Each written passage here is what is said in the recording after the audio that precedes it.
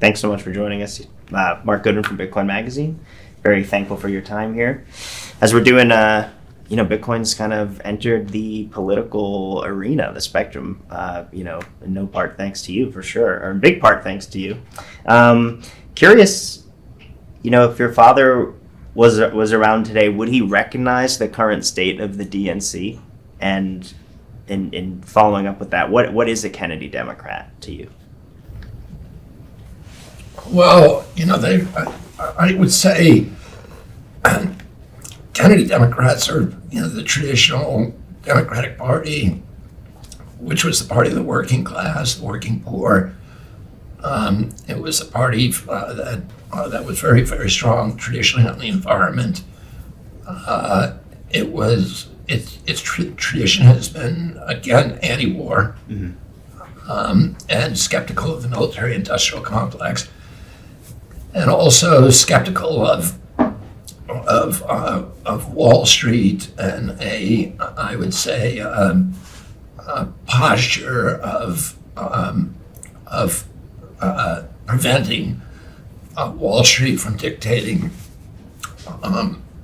policies that end up serving the mercantile interests of the corporate aristocracy and the corporate kleptocracy, and stripping the middle class, working people, union members of their wealth and their power. Right. Yeah. So it doesn't sound like the DNC today. No. On that spectrum, how do you plan to take on the super monopolies that control our food, media, currency, and health?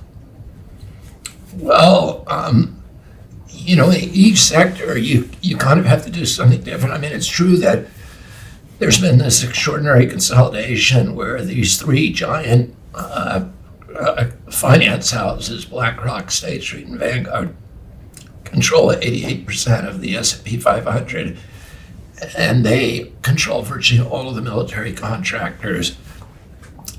They control most of the U.S.-based agricultural sector, the big packing companies and seed companies, etc.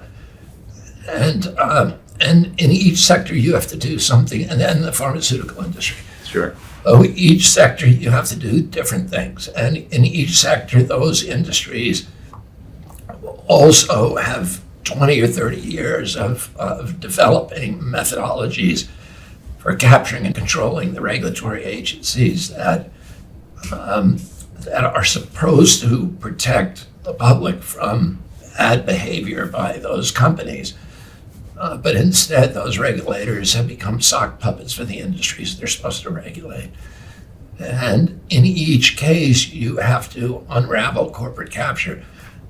I think that I'm probably the best person at this point in this country that's suited to do that, because so much of my career has been litigating against those agencies and the industries that have corrupted them.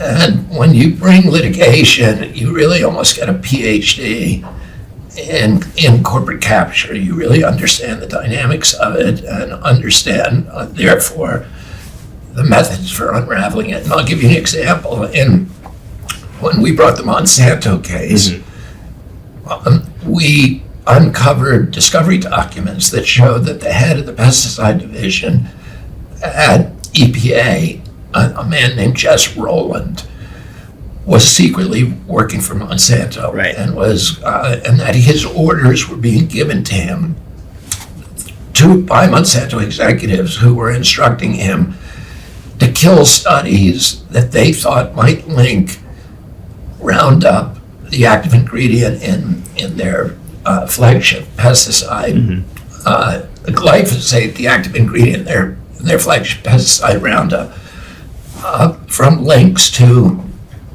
non-Hodgkin's lymphoma and other cancers. And it was clear that although he was being paid by the American taxpayer, he was actually working for Monsanto. And this is true, unfortunately, throughout the agencies. This is more the rule than the exception. Oh, yeah. And, I because I've been so deeply involved in this kind of litigation, I actually know the names of people that I need to move as soon as I get into office. Most politicians are very, very intimidated by these agencies because the agencies do have the capacity at many levels to commit civil disobediences to embarrass the president if they feel that they're coming under pressure.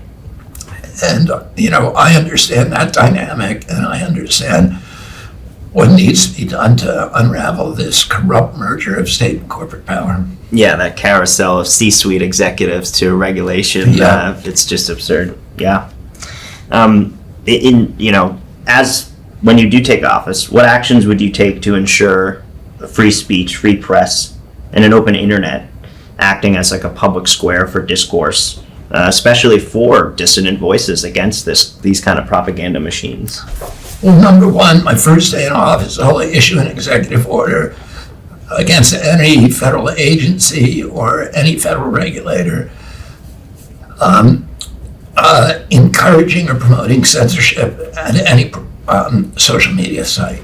So, in addition to that, I'll promote legislation to change the RICO Act, the Racketeering Act, which my father originally wrote. Yeah. To include as a predicate offense the government dictated censorship of free speech. Also summons the heads of all of the major social media sites, including YouTube and Google, which continue to censor political speech in this country. And I'll tell them that that they need to come up with a plan about how they're going to avoid censoring political speech, and the sanction, of course, ultimately is to transform them into public utilities and recognize that they now have become the public square. Right. And then also I'll put in legislation to amend the Communications Act, which includes Section 230, and I will, in that act, I will make the censorship of political speech illegal. Amazing, incredible answer. If democracy innately necessitates informed consent, can the U.S. government fairly call for the violent defense of democracy as a pillar of foreign policy while doing what you're saying, while working with big tech to censor stories within its own country?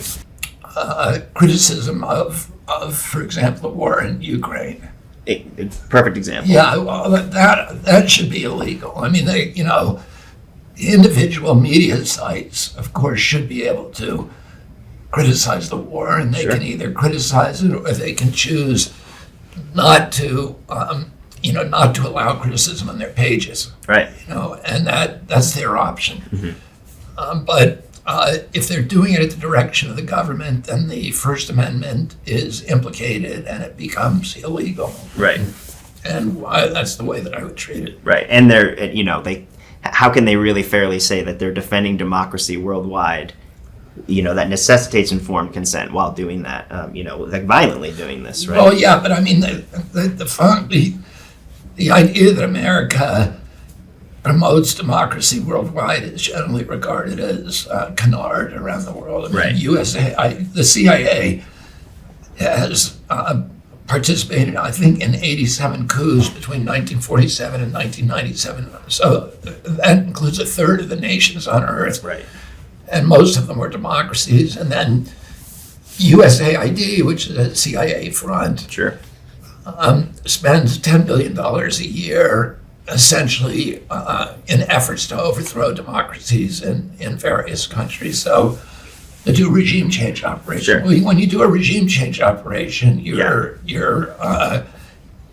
countervailing democracy in that country because usually the regime has been put in place through some kind of consensus by the people who live in that country. And consensus manufactured by projects like Operation Mockingbird. Yeah. I mean, the CIA today is the biggest funder of journalism in the world. Right. it's not supposed to fund journalism in the U.S., but it does. It does, yeah. But it also, if you look around the world, it owns newspapers, it runs newspapers, it pays editors of those newspapers, it pays leading journalists in most of the developing world. Yeah. And in Europe. Yeah. Speaking of journalists and prosecution from the United States on journalists, do you intend to pardon Julian Assange when you take office? Yeah, I will pardon Julian Assange on day one, and probably Edward Snowden as well. Beautiful. And then I will look at other cases, for pardon. I'm going to look at Russ Ulrich's case. Beautiful. To see if he was justly convicted or if he was, and whether his conviction and his sentence reflects the seriousness of his crime, or whether he was being made an example of in order to discourage, Bitcoin or the industry. Sure. And if I find out that that is the case, then I will pardon him as well. Beautiful. Speaking of that, how is what Ross did any different than what AT&T executives, allowing drug dealers and human traffickers to use their systems, or JP Morgan allowing human traffickers to be banked with? How is what Ross did any different than that? Well, there are many ironies that are that accompany Ross's convictions. Right. So, I think that's a really good point, is that the things that he was accused of are things that are just part of the business structure and the business plan of these leading blue chip corporations. But he didn't have that power or the lobbying clout. And I think, and if I find that his sentence was unjust, I will reverse it. Beautiful. Do you think if people knew that, they had to raise taxes and obviously have this inflationary, price action to expense the trillions of dollars needed for these wars or for the COVID response, do you think there would be public support at all if people really understood the cost? I don't think any of the wars that we fought, at least since the Korean War, and maybe including the Korean War, would have been approved by taxpayers in advance. Mm-hmm. The fiat currency was created in order to enable nations to go to war without levying the taxes outright on populations. Right. The population still pays for it, but it pays through a stealth tax called inflation. Right. But fiat currency was invented long before the Fed. Right. And it was invented at the outset from the beginning in order to fund the cost of war. Right. Yeah, true. Speaking of fiat currencies and all this, and a state change, hopefully, to this, what initially sparked your interest in Bitcoin, and why are you interested in the Bitcoin voting block? Well, my interest in Bitcoin began when I saw the truckers' strike. Beautiful. And what happened in Ottawa, mm-hmm. where you had peaceful demonstration of people who were exercising their right to protest and petition public officials for very, very good reasons. Mm-hmm. And they were silenced and punished by the government in an extraordinary way. The government used surveillance techniques to determine their identities, to determine their license plates of their cars, and then close their bank accounts and deprive them of their access to their own money without any charges being filed, certainly without any conviction, but simply to silence them. And if the government has the capacity to shut down your bank account, to starve you, these are people who could not pay their mortgages. Right. I talked to one trucker who couldn't pay his alimony, and he was getting in, criminal trouble with his courts. People couldn't pay for their children's clothing and medicine and food, and of course they couldn't pay for gasoline to move their vehicles. Mm-hmm. So their credit cards no longer work. Right. And if the government has the capacity to do that, the government has the capacity to enslave us. So if they can starve their critics, right, they can accomplish any atrocity. Yeah. Scary. And at that point, I began to understand that that freedom of transaction is as important as freedom of speech. And that, Bitcoin is this, I can see also the trajectory toward central bank digital currencies. Sure. And the power that will give nations, this ultimate power over, whether we live or die ultimately. Right.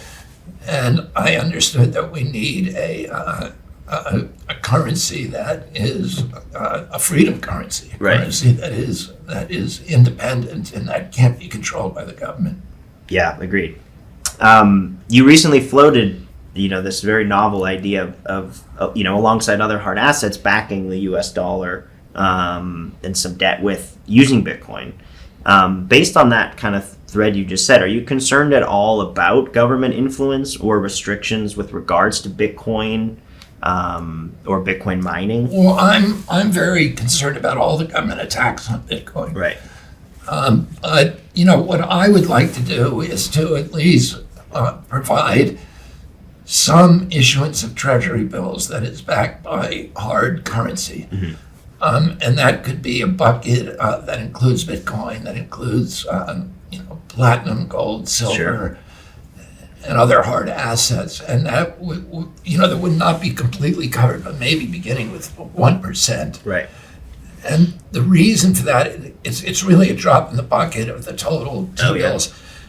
But it would, we can see if there's a market out there, and that it would impose a kind of discipline on this just out of control printing of money, because the consumers would have access to an asset that at least had some basis in hard currency and was therefore at least some immunity from runaway inflation. Right. And if there's a preference for that, then we could increase the amount every year, 1% to 2% to 3% and so on, and get back to at least some level of some option for base currencies. Mm-hmm. Speaking of, how do you see the future of the U.S. dollar kind of developing as we're kind of seeing, you mentioned CBDCs, but we're seeing stable coins and these other kind of dollar derivatives now kind of coming out. We're seeing a rapid globalization of the dollar at a very high velocity.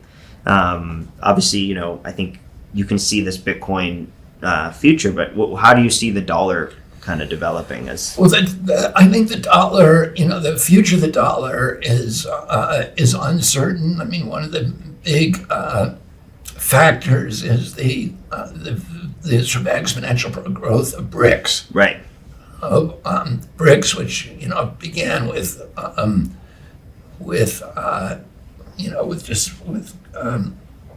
with Brazil and Russia and India and China, is now, and South Africa is now adding another 6 countries, Mm-hmm. and they will, and they're an alternative to the dollar as a reserve currency. They don't have their own currency, but they allow transactions to be settled in local currencies. Mm-hmm. And that is, that ultimately is a threat to the position of the dollar as the world's reserve currency and to American power, to American wealth. And it's accelerating that. And it's our own doing. It comes from the weaponization of currencies, Right. the use of, and also just the military posture of the United States, the unilateral bellicosity of our country, which has made many, many other countries wary of participating with us, of putting themselves within our power. When we freeze assets of people who are Vladimir Putin's friends or Russian oligarchs who may or may not have anything to do with what's happening in Russia, people say, well, why are we putting ourselves in a position where we can do that? Why don't we start our own markets? And that's a very dangerous thing for the U.S. dollar. Yeah, for sure. Do you believe the U.S. government should directly issue a digital currency to citizens? No, I don't believe that the U.S. government. I'm against central bank digital currencies. I think they will become an instrument of power and control.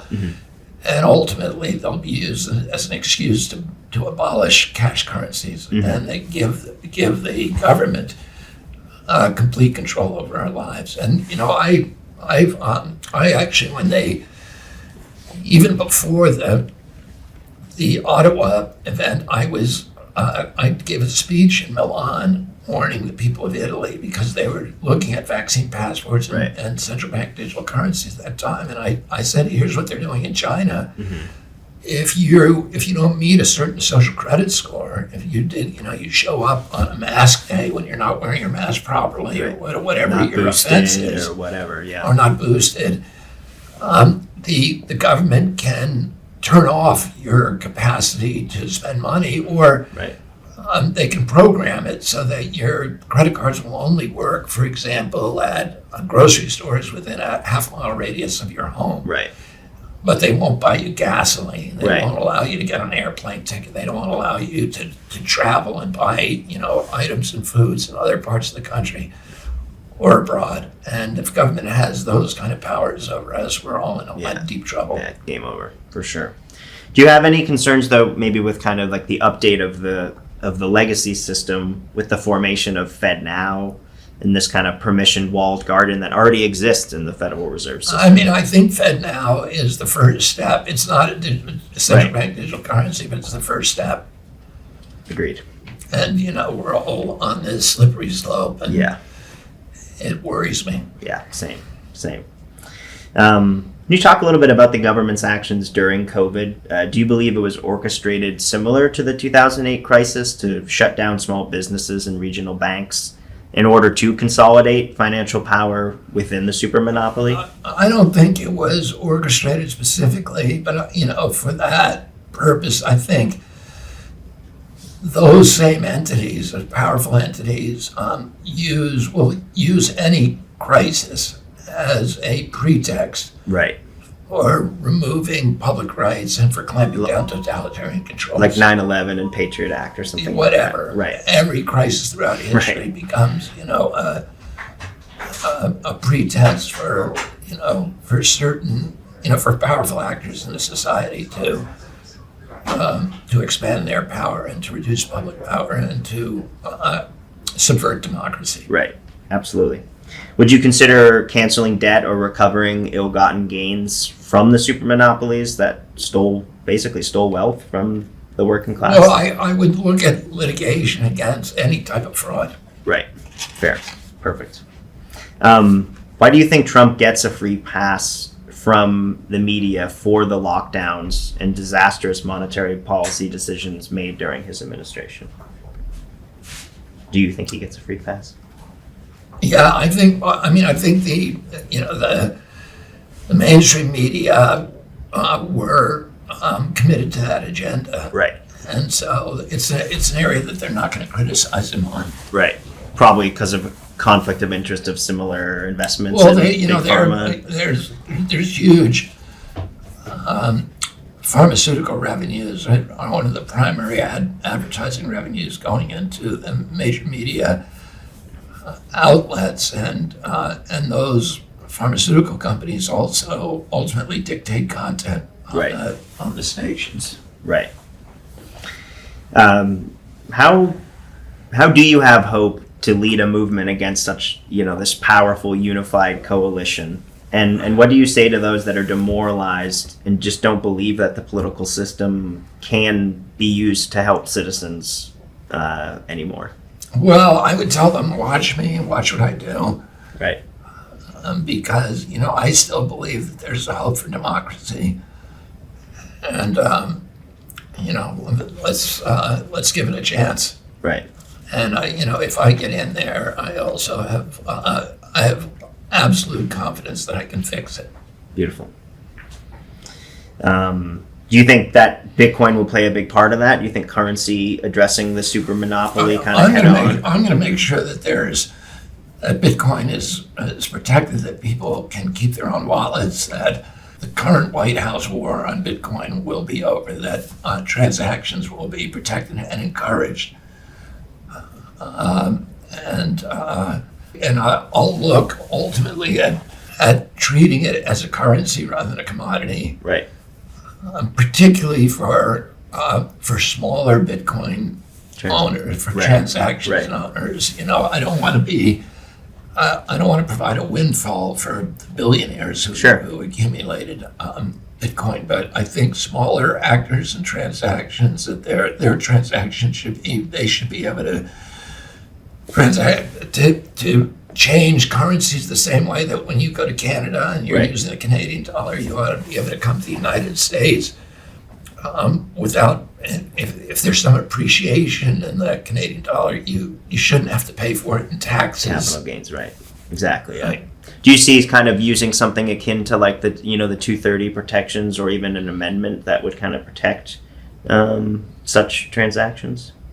Or at least that is that on the table? I don't know how I would do it, but I don't know. I can tell you the general tenor of my approach and administration. I can't tell you the details about how I'm going to do it. I'm going to, I'm going to consult the smartest people, people in the industry, people like Stanley Druckenmiller and Paul Tudor Jones, and then Bitcoin specialists in order to figure out the best way to do it in ways that will protect our freedoms, in ways that will encourage the reindustrialization of America and the benefits that can accrue to working Americans. Right. So say right now you're sitting next to, just perchance, the best good faith representation of the Bitcoin community possible, and I'm feeding you exactly what it is that should be done. How do you plan to kind of work with a compromised Congress to get some of these, this regulation in place to protect Bitcoin? Well, I'm going to do everything that I can without having to go to Congress. Beautiful. I'm going to do it through my, control over Treasury policy. Right. So, even if it means bringing in the banks and, a lot of the bad policies toward Bitcoin are not being driven by legislation. Mm-hmm. They're being driven by White House policies. Interesting. So, I'm going to end the war. Yeah, beautiful. Speaking of ending the war, the military-industrial complex that Eisenhower, warned us about seems to be in full effect with the, provocation of Russia by NATO, increasing military presence in Ukraine. And yet there's some here back home that would say, that this is good for the U.S. economy because we're buying U.S. arms. Would you say the war in Ukraine is actually an economic victory for Biden? No, I mean, the war is a catastrophe for everybody. We've killed 400,000 Ukrainian kids and probably 70,000 to 100,000 Russians. And, and we're not getting better weapons for it. I know Mitch McConnell said that we shouldn't worry about the $140 billion that we're paying over there because it's all going back to American U.S. arms makers. And, who owns all those arms makers? It's BlackRock, State Street, and Vanguard. Right. Oh, it's going to the richest people in our country. It's not helping the working poor. Right.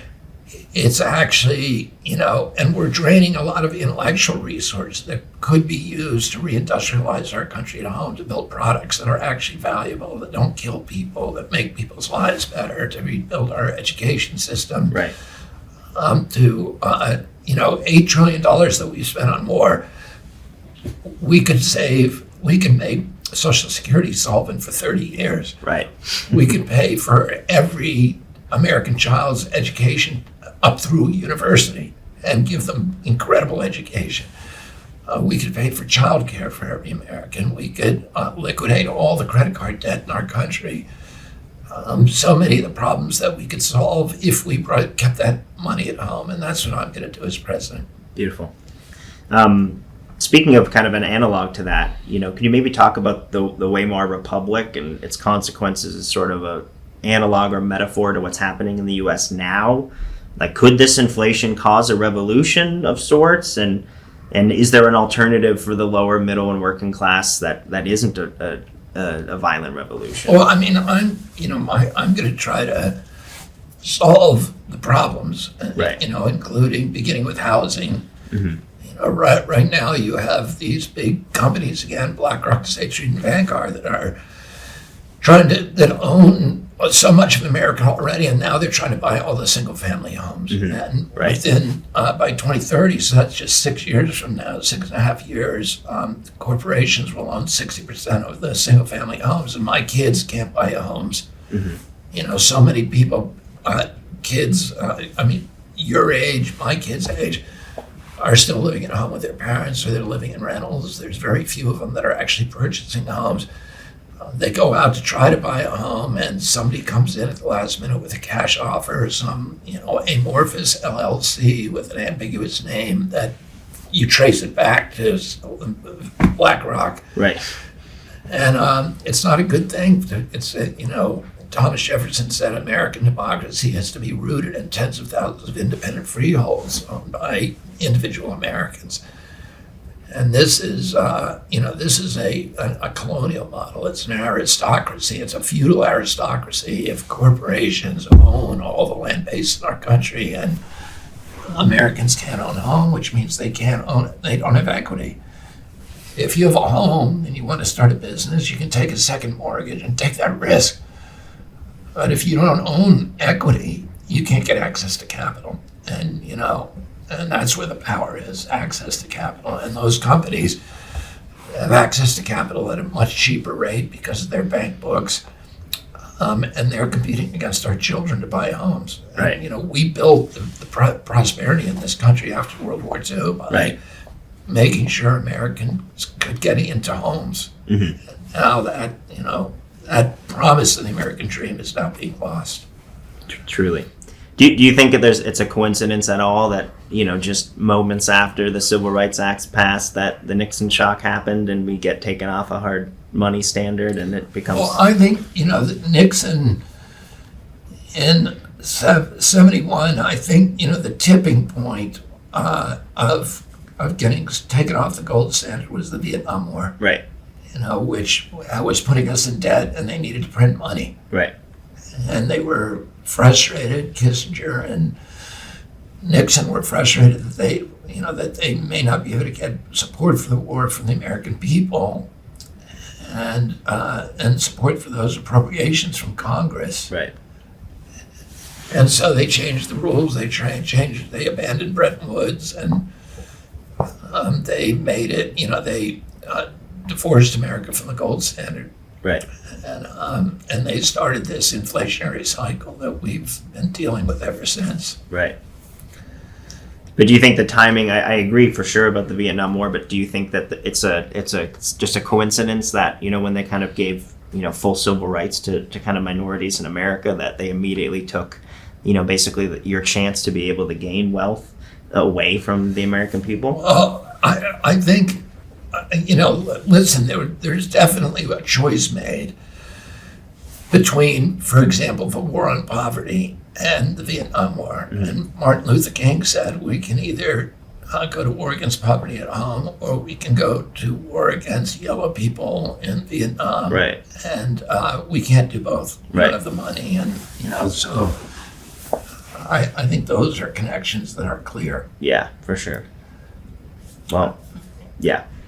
No, I appreciate your time so much. Very, very thoughtful Thank answers to all these questions. It's an absolute pleasure to talk with you. I'm a Massachusetts boy, and it's an honor to sit here with the Kennedy, and I appreciate it, Bobby. Thank you very much. Thank you very much. Yeah.